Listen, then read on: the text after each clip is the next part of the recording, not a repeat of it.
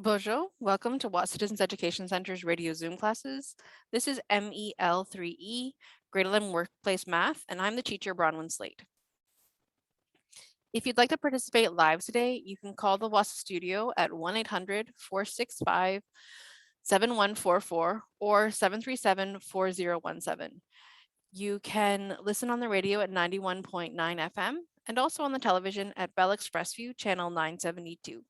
You're always welcome to join me live through the Zoom link, which is available through me, your teacher, and also your DEC. Our classes are scheduled Monday through Thursday from 9 till 10 in the morning. And we are wrapping up our third week of our 9-week course. At this point, you should definitely be considering submitting some work for marking. A reminder that the support questions, the ones with the pencil icon, are not for marking, they are practice problems. So you decide which ones and how many to do. If you're understanding a concept, it is fine to skip questions. You don't need to do them all just because they are there. But I do encourage you to do some practice problems before you hand in your key questions.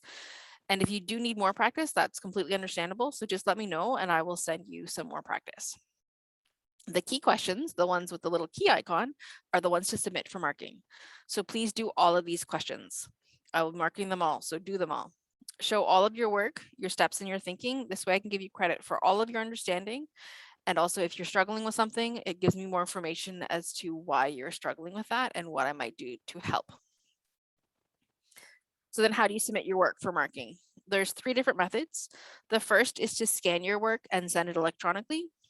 If you have a device, you can use a scan function for most devices. The Apple devices has a Notes app, and this has a scan function, and the Android device, the Google Drive app, and it also has a scan function. These are free apps, so you can download them if you don't have them for some reason. It's fairly straightforward to scan them, and then the file is a bit smaller and easier for me to mark. If that doesn't work for you and you need to take pictures, that's fine. I totally accept pictures. We can definitely make that work. Then send it to me through either email to studentwork@nnec.on.ca and CC it to bronwyn.slate@nnec.on.ca. Or you can also send it to me through Facebook Messenger, where my name is B. Slate Wahsa. The second method is to drop your work off in Sioux Lookout. We have an outdoor mailbox at our 74 Front Street location. We're the bright red building next to the post office, and we have a small white mailbox next to our side entrance. We are not yet open to the public, unfortunately, hopefully soon. But at this time, just put your work in that mailbox and I'll get it back to you as soon as I can. The third method is to hand your work into your DEC. Your DEC can either send your work through the Express or fax it to 807-737-1732 or toll-free fax to 1-800-463-7852. Students are also welcome to fax in their work if you have access to a fax machine. If you'd like to connect with me through social media, my Facebook and YouTube channel are both under the name B. Slate Wahsa. So you can friend me on Facebook and subscribe to my YouTube channel, and then you'll get notifications every time I upload one of our lessons. All of our radio Zoom classes are recorded, and I post them shortly after airing. So it's a really easy way to access them if you need to review something. Also on my YouTube channel, there are short videos that explain common errors and confusing concepts. So that's a great place to go if you're struggling with a concept. Just instead of doing a general video search or internet search, going there first is a good place because maybe I've addressed it directly in relation to what you need to know. Math is a really visual subject, so I strongly encourage you to access the videos, either by joining me live through Zoom. Even if you don't want to ask me questions or talk to me, that's totally fine. Just being a fly on the wall is fine. Or if you can access the YouTube videos and watch the replays, you'll get the full experience, which will really set you up for the most success. If you're unable to do that, that makes sense. Life happens. You can't always be here for Zoom, or you don't have reliable internet and the YouTube doesn't work very well for you. Let me know, then I can send you a copy of the videos so that you still get the full experience. So if you have any questions or concerns, please reach out and contact me. My email address is bronwyn.slate, and that's spelled BRONWYN.SLATE@nnec.on.ca. Connect with me through Facebook and Facebook Messenger. My name is Wahsa. Call me at the office at 807-737-1488, extension 2209, or toll free 1-800-667-3703. My office hours currently are Monday through Friday, 8 a.m. to 2 p.m. Though if you can't connect with me during that time, it doesn't work for you, let me know and we can try to arrange a time that works for both of us. All right, so we're moving on to lesson 7 today, which is simple interest. Lesson 7, 8, and 9 are all sort of connected. So this is the first part of this concept. And then lesson 8 connects lesson 7 and lesson 9, which are two similar but different concepts. So it's really a good idea to start with today's lesson, lesson 7, to make sure that you're understanding this concept before we move on to the other two lessons. So our learning goals are that at the end of this lesson, you will be able to calculate simple interest, and you'll understand the key elements when calculating simple interest. So you know you've met the learning goals because you can use the formula I equals PRT to calculate simple interest. You can explain the significance of constant growth to simple interest, and you can explain the details of interest rates and time periods in terms of simple interest. But when will you use this in real life? That's what everybody wants to know. So we are developing the skills to attack problems. Not only is understanding interest important in terms of money and purchases and things like that, but also understanding what you know and what you don't know and having the skills to attack various problems in your life is also super important. But first, let's activate your brain with some mental math. I don't believe mad minutes are useful tools. They cause stress and anxiety in more students than they don't. If you don't have anxiety about them, it's probably because you already know your facts, and doing these math minutes don't actually help you. Don't improve your facts, maybe makes you do them a little bit faster, but speed is not the most important thing when it comes to math.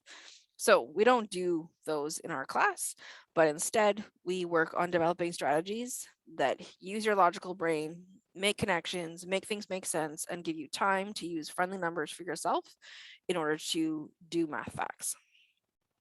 So our question today is 48 plus 49, and we're using the concept of near doubles.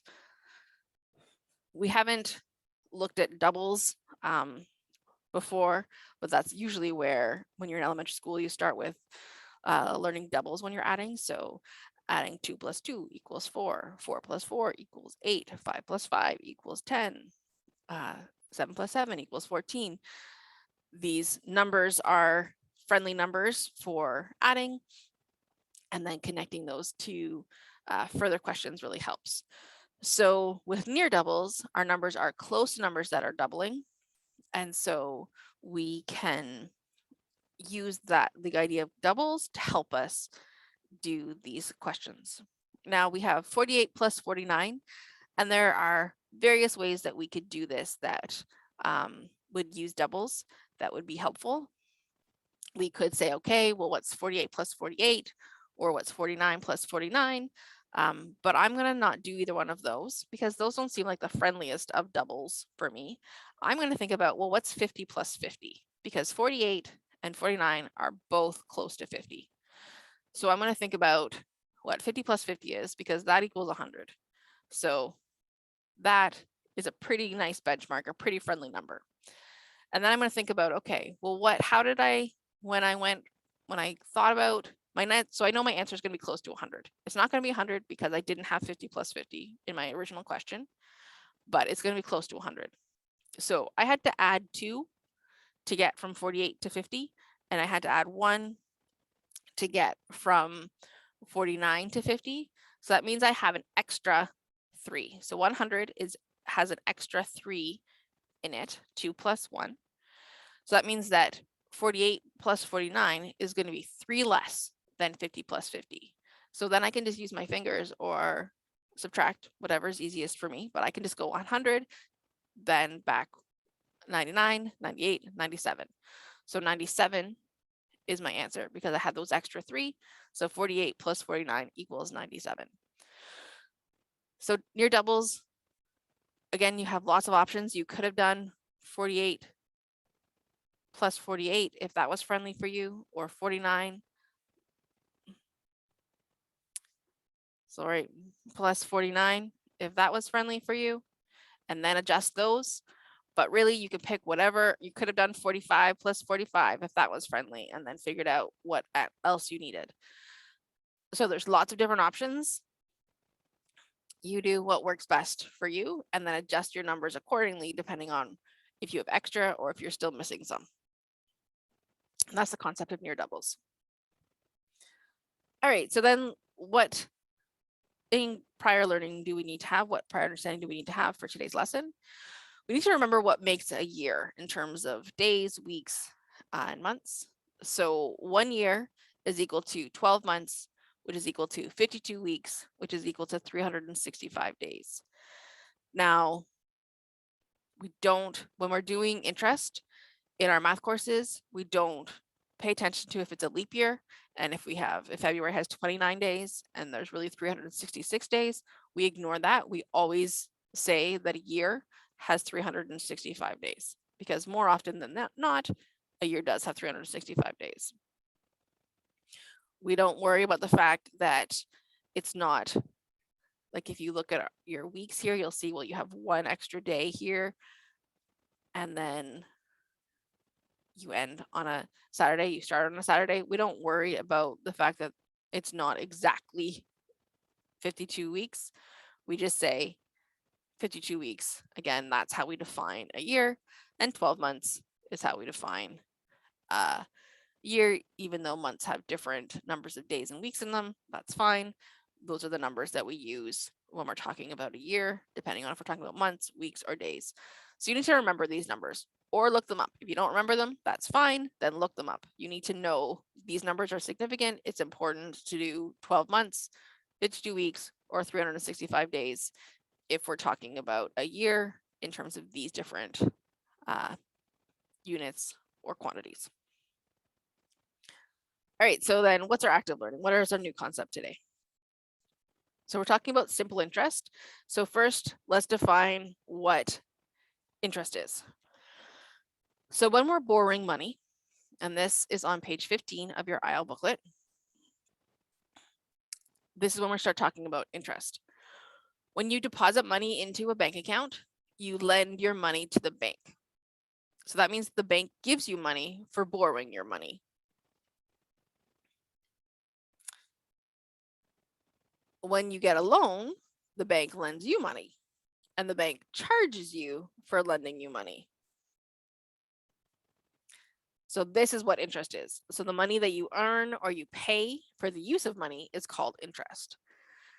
So when you lend your money and you charge interest, you're getting money because you lended money. If you borrow money and they charge you interest, you are paying money for borrowing money. So there's various kinds of investments and ways that you can earn or pay interest. So GICs, RRSPs, and saving accounts are all investments.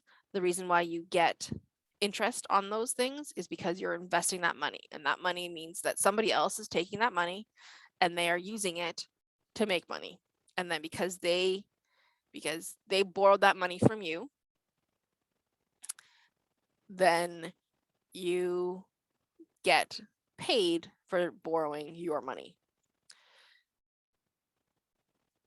This kind of looks confusing because when you look at your GIC, your RSPs, or your savings account, it doesn't look like your money's not there because we're just looking at information. We're looking at data. So it's not like if you were having actual cash and you lended it to somebody else, then you wouldn't have that cash anymore. But think about it, with these accounts, you don't have immediate access to them. You don't have the cash, you just have the information. So that's why it can look a little bit confusing about when you might be wondering, well, what do you mean that people are borrowing my money? My money's there in my account.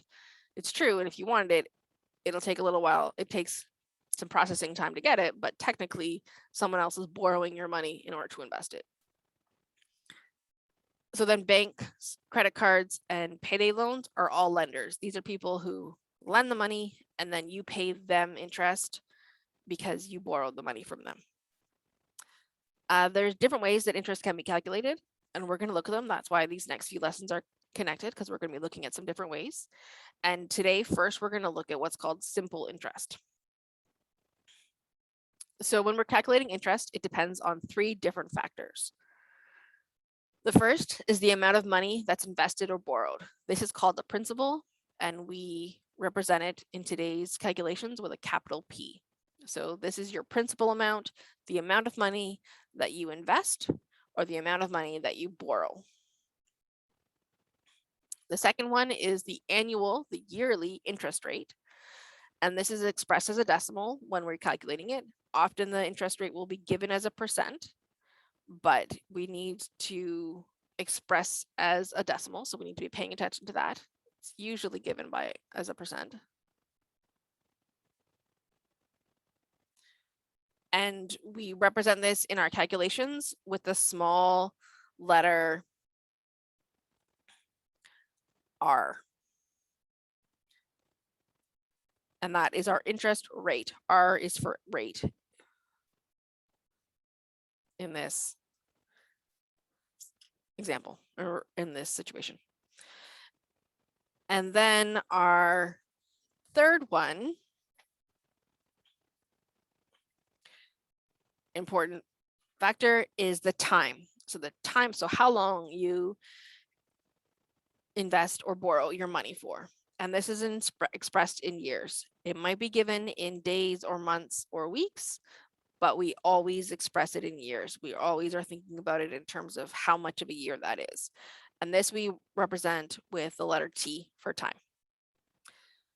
So then our formula for simple interest, how we actually calculate the interest that you earn or owe, is that interest is equal to your principal times your rate times your time. So our formula, how we write it, is capital I for interest equals capital P for principal times small r for rate times small t for time. So I equals PRT is how we say it when we're talking about simple interest. Okay, so let's look at some examples about what we're talking about. So example 1, we're going to complete the following table to show the growth of an investment earning 10% simple interest each year. So here we have a table, and we are going to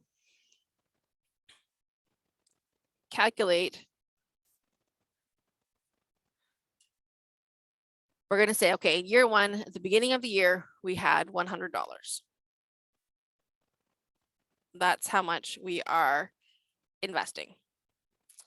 So the balance that we are calculating interest on is that we're with simple interest, we are always earning our interest on that $100. That was the first amount that's how much we invested.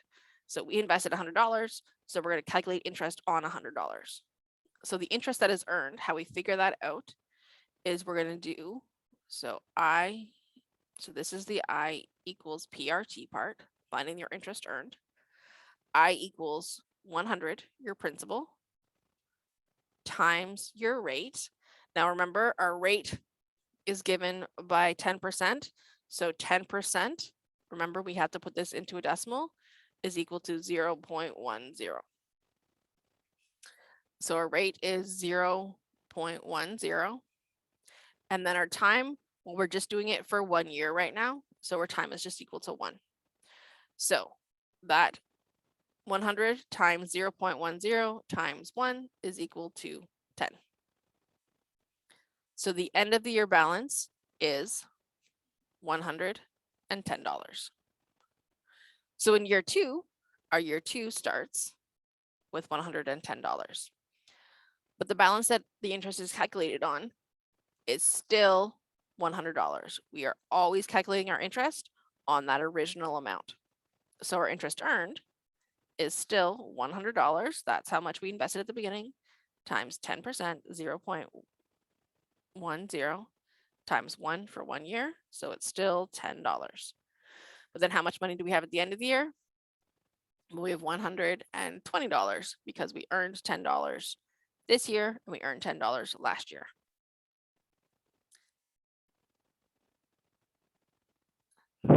So year 3, we start the year with $120.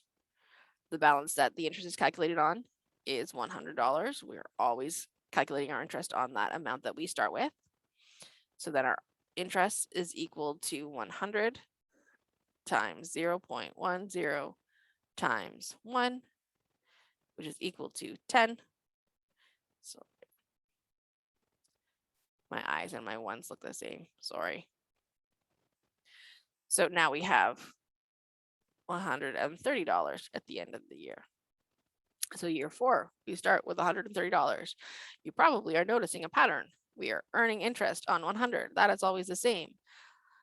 The amount of interest that we earn is always the same with simple interest. We always are earning the same amount because we're always doing it on the same amount of money.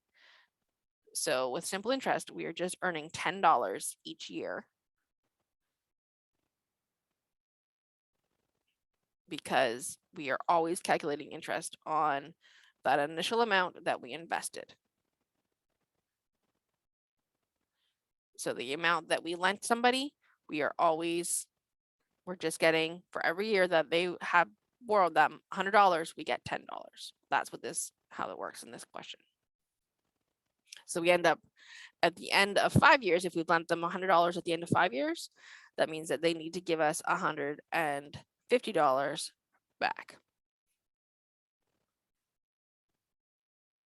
I feel like I've done something wrong. That feels like, yeah, no. Okay. No, I haven't done anything wrong.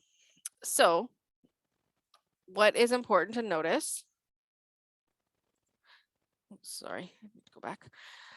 The interest is only earned or calculated on the original amount invested. That is super important. That is what the whole simple interest is always, the interest is earned and calculated only on the original amount that you invested. I'll say it again because it's really important. Okay, so just a reminder of how to write interest rates as a percent. We've talked about this, but a reminder about doing it again because it's also super, super important. Remember, percent comes from the Latin by 100, so we're dividing by 100. So if it's 7%, 7 divided by 100 equals 0.07.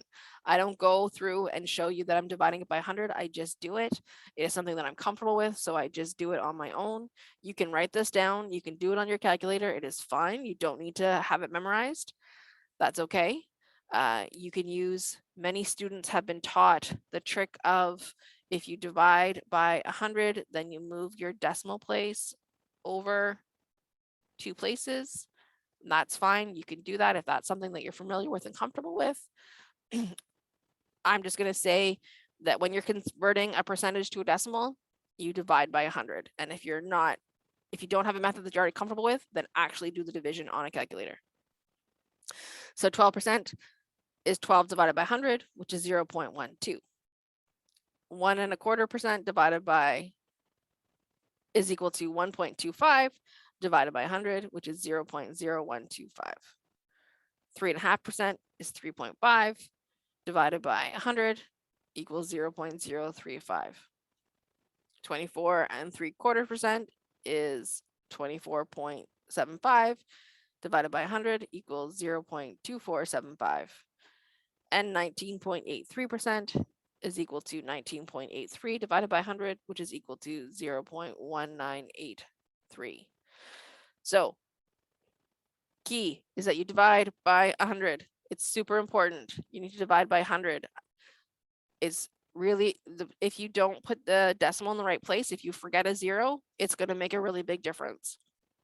So it's really, really important that you divide by 100 and pay attention to what your calculator does. If you need to do some practice, then do some practice. Do these questions on your calculator to make sure you're getting the same numbers that I'm getting.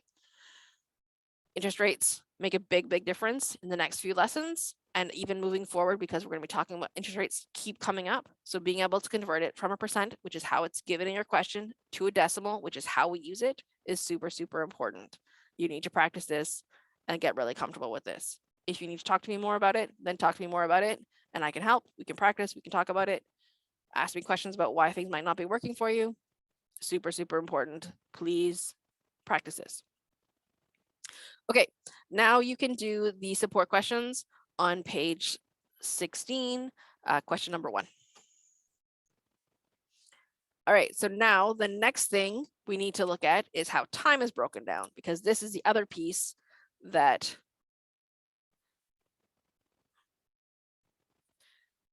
is super important that you do this accurately. So like I said before, T must be represented in years. Time has to be in years. So to convert this, because sometimes our information isn't given to us in years. If it's given to us in months, then we divide by 12 months, because 12 months equals 1 year. So if we're given that we're investing or borrowing for 21 months, then we say 21 and divided by 12 gives us 1.75 years. Our number that we'll end up with is always in years. So 21 is 1.75 years. Sorry, 21 months is 1.75 years. So if you're converting from months into years, divide by 12. Remember, 52 weeks equals 1 year. So if we are dividing by,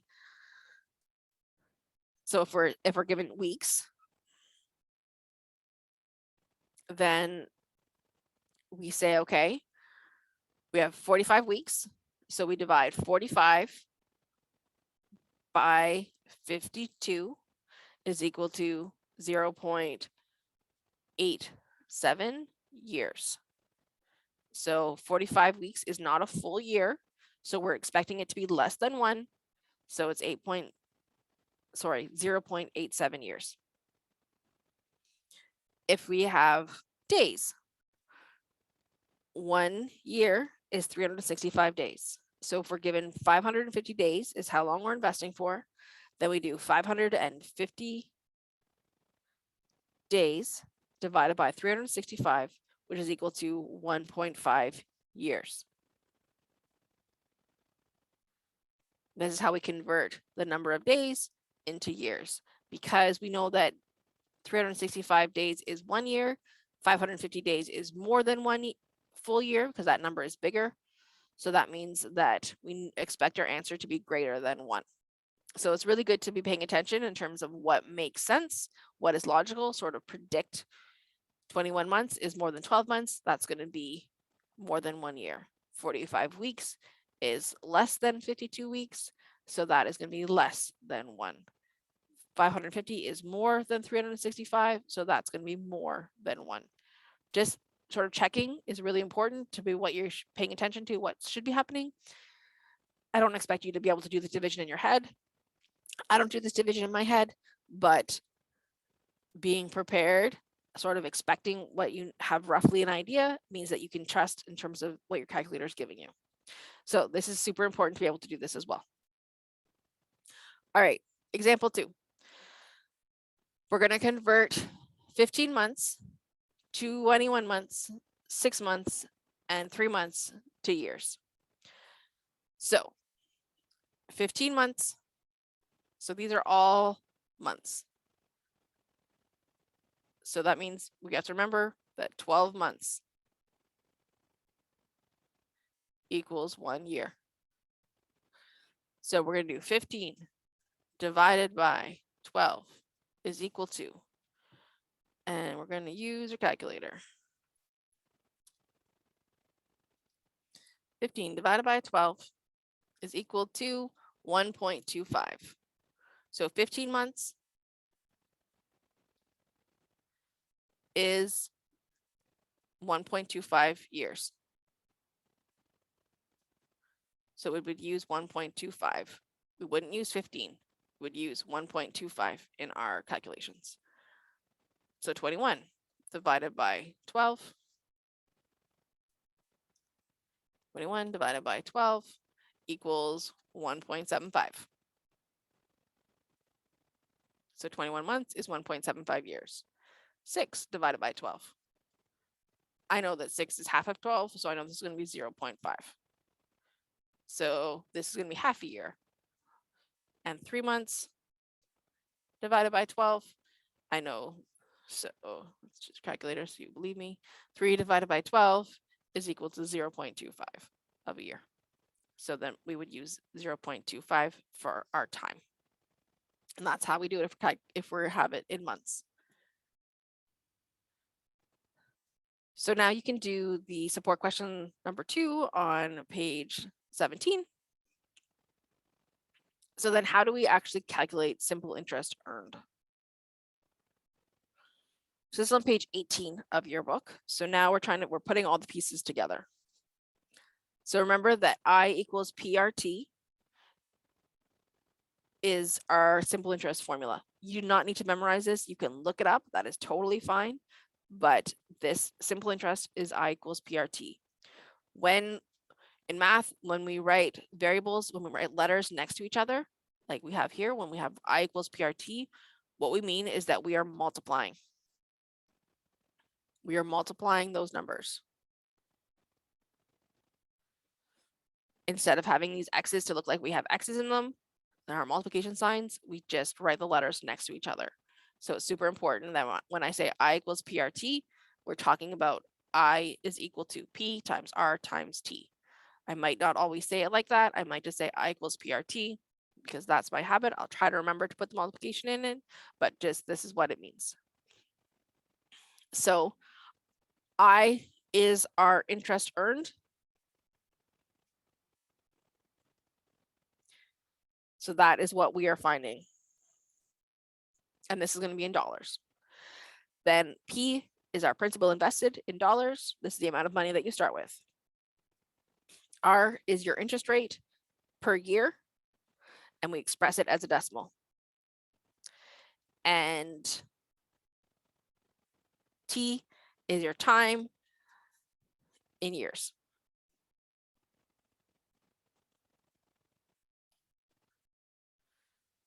Okay, so let's look at an example of how we actually do this. So we're trying to find the simple interest and the amount. So our principal is $640. So our P, so first remember our formula is I wrote it down wrong. I equals PRT. So our principal is 640. So we're going to say 640. We also can write our numbers in brackets, and brackets next to brackets tell us that we're multiplying. Our rate is 12.5% per annum per year. So this is going to be 0.125. So we're going to put 0.125 in our calculation. And our time is 13 years. Are we already in years? Yes, we are. So we're going to do 13.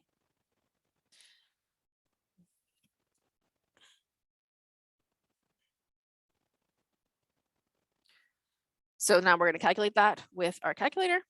So 640 times 0.125 times 13. We can just do it all at once, equals $1,040. So the interest that we earn at this rate for this long is $1,040. To figure out the amount, how much we have, the amount is actually how much money we have. So we're going to add our principal, because that's how much we invested. So they have to give us that back, plus our interest. So our principal was 640 plus our interest, how much we earned, It's 1,040. So our total amount is $1,680. That's how much money we would get back after those 13 years of investing.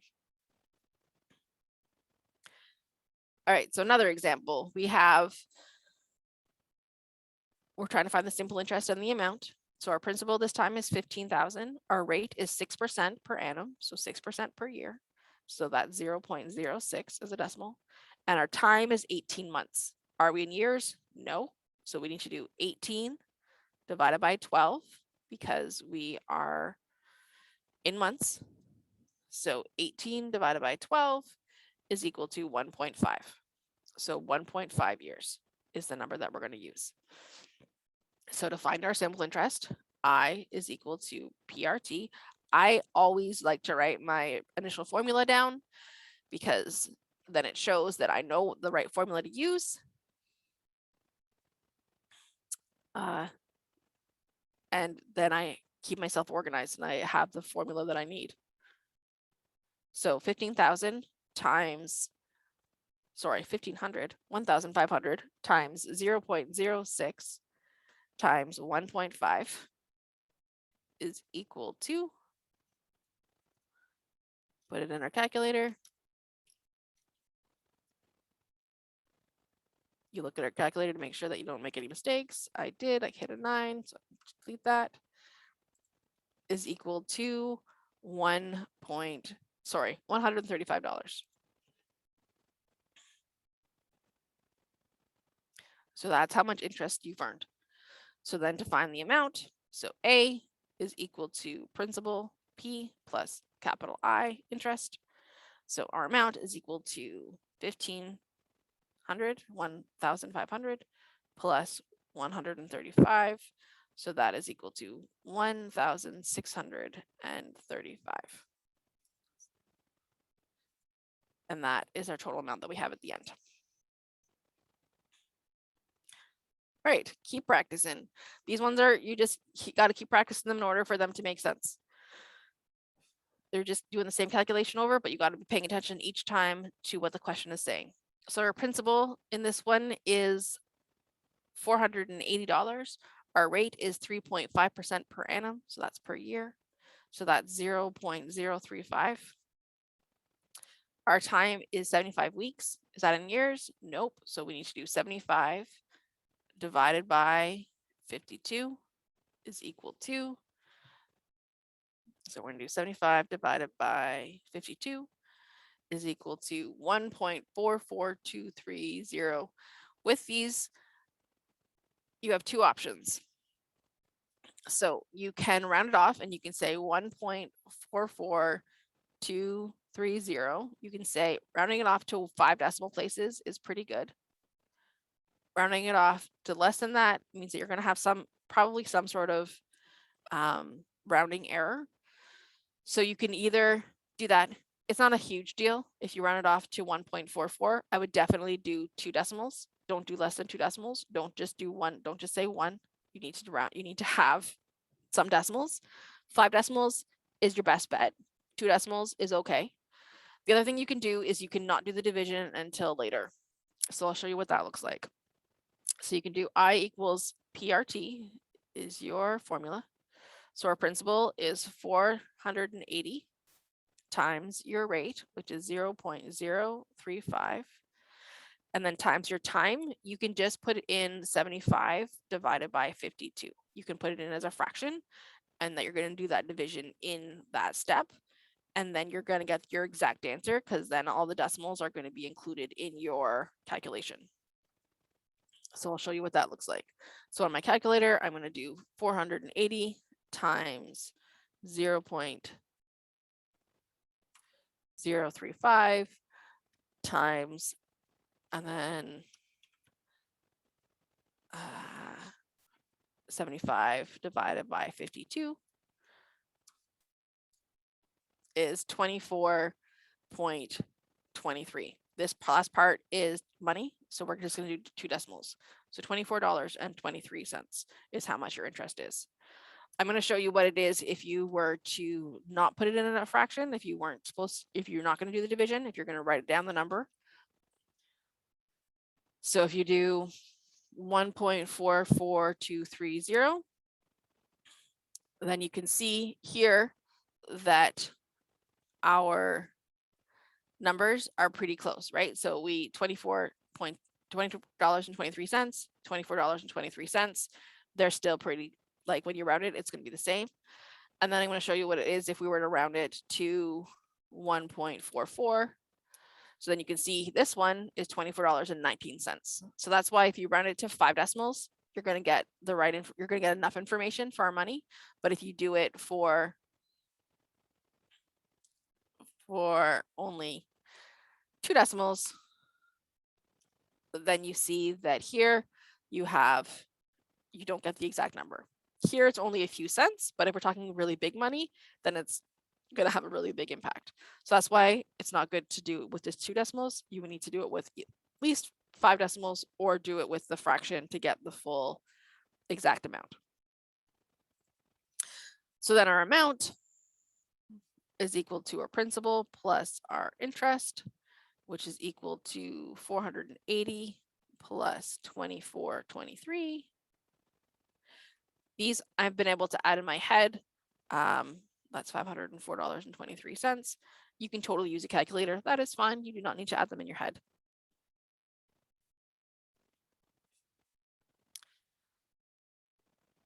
And example 6. Our principal is $3,210. Our rate is 12.75 per annum per year. So that is 0.1275.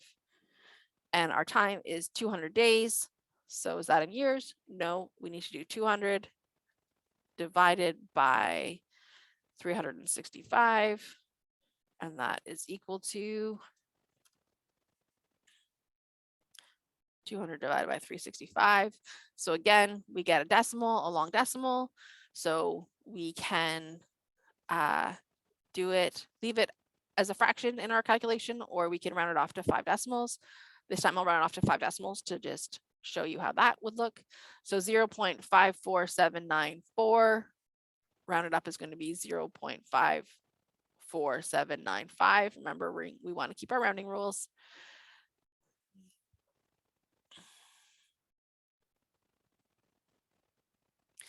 So our interest is going to be equal to P times R times T.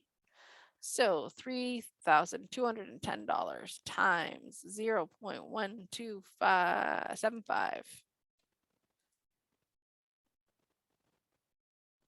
times 0.54795 is equal to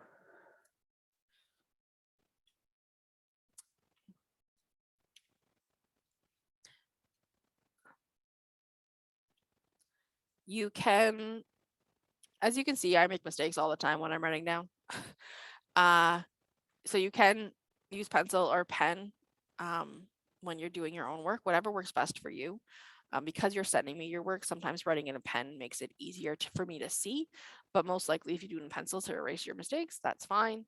But you can also cross things off or rewrite things or use whiteout. It's fine. Okay, so that multiplication gives us $224.26 is our interest. So our amount is equal to principal plus interest, which is $3,210 plus $224.26, which is equal to $3,434.26 is our final amount. All right, so now you are prepared to do the questions on page 19, question number 3. So the last thing that I want to talk about is linear growth. Simple interest grows linearly, which means in a straight line. So we're going to look at what that means. This is just important to recognize. So we're going to predict, we're going to use some examples. If we have 2 investments and we're going to predict which one is worth more when it comes due, when we're done investing. So we have 4,000 invested at 6% per annum for 5 years, or we have 4,000 invested at 4% per annum for 7 years. So we have a higher interest rate for a shorter time, or we have a lower interest for a longer time. Which one is going to be worth more money at the end of the time period that they give? So I'm going to guess that usually they say to invest things for longer. So I'm going to say that I'm going to invest for this is going to be worth more. And this is a prediction, and it's fine if I'm wrong. I'm guessing. My reasoning is because longer is better, is usually what they talk about for investments. So let's check our prediction. So we're going to do, so we have two options. Our first option, I equals PRT. We're going to find how interest is earned. So we have 4,000 times 6%, so 0.06 times 5 years. It's already in years. We don't need to change that. So 4,000 times 0.06 times 5 is equal to 1,200. So that's how much in 5 years the first investment earns 1,200. That's how much they'll have at the end of the investment. So for the second one, on top of the 4,000 that you already invested, we're just looking at interest right now. So I equals PRT, still we're doing simple interest. This question doesn't say simple interest, which is my fault. I should have put it in. You always need to say simple interest so that we know what we're talking about. 4% for 7 years. So 4,000 times 0.04 times 7 equals to $1,120. $1,120. So was I right? No, I was not right. In this case, having a higher interest rate is better than having it for longer.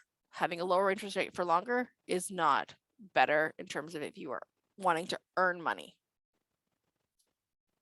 So let's look at this on a graph. So here I've graphed it, and I'm showing you that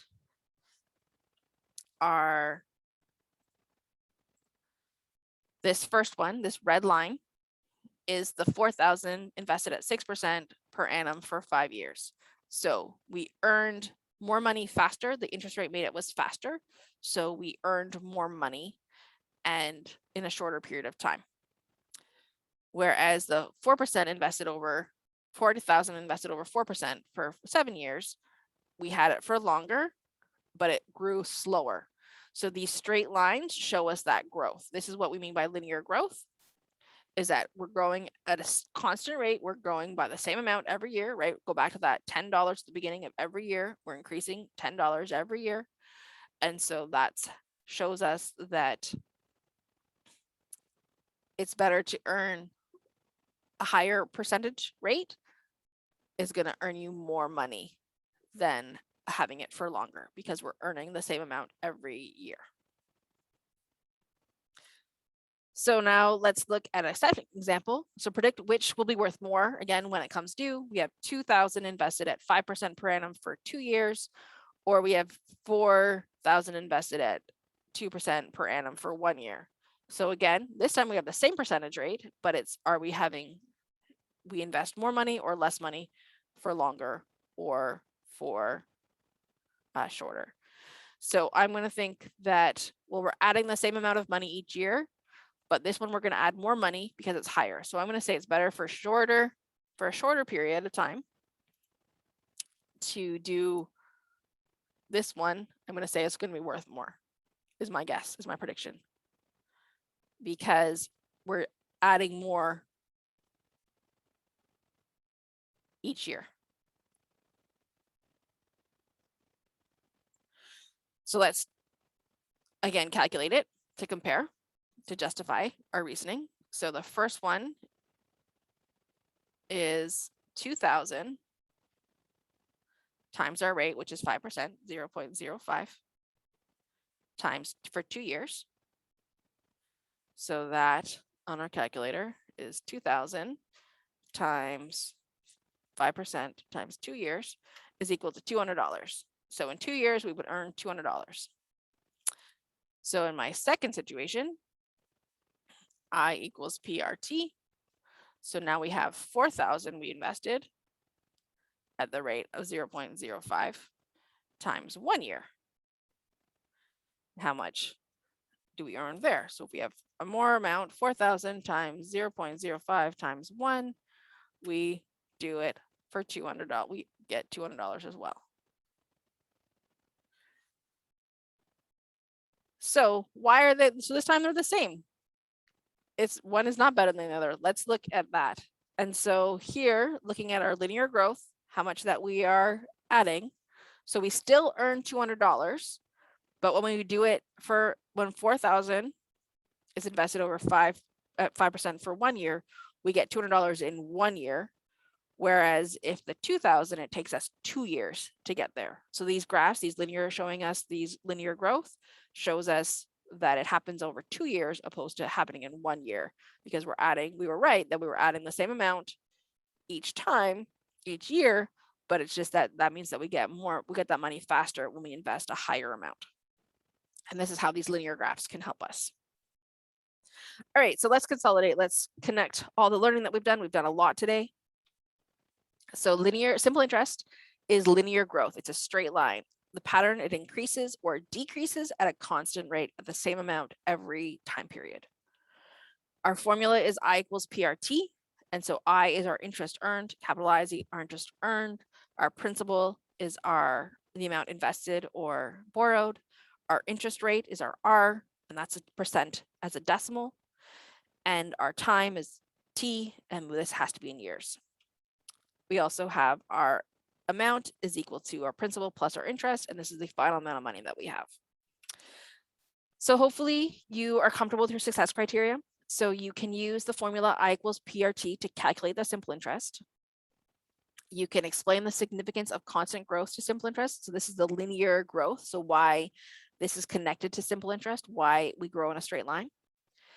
And you can explain the details of interest rates and time periods in terms of simple interest so that you understand why your interest rate needs to be in a decimal and your time period needs to be in years.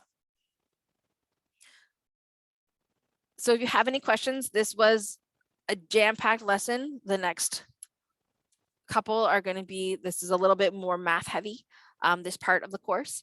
So if you have any questions, please reach out. I'm here to answer your questions. I'm here to explain things. You can also go over the recording and watch it again, slow things down, pause them, complete some support questions, then go back. This is all important practice to do to understand instead of just racing through it. This stuff, I know that this part of the course is hard. This is the hardest part of the course because it seems very abstract. It doesn't really make a lot of connections. It just kind of seems like numbers that don't have any meaning. We're going to connect it to things in the future, but these are the tools that we need. So this is the skills that we need to attack other problems. So I recognize that it's hard. So reach out if you're having a hard time. You can call me at the office at 807-737-1488, extension 2209, or toll free 1-800-667-3703. You can email me at bronwyn.slate, and that's spelled BRONWYN.SLATE@nnec.on.ca. Connect with me through Facebook at B-Slate Wahsa, and all of our lessons are on YouTube, also called B-Slate Wahsa. Thank you so much for joining me today. I hope that this made sense. And again, reach out if it did not. Have a lovely day and Miigwech.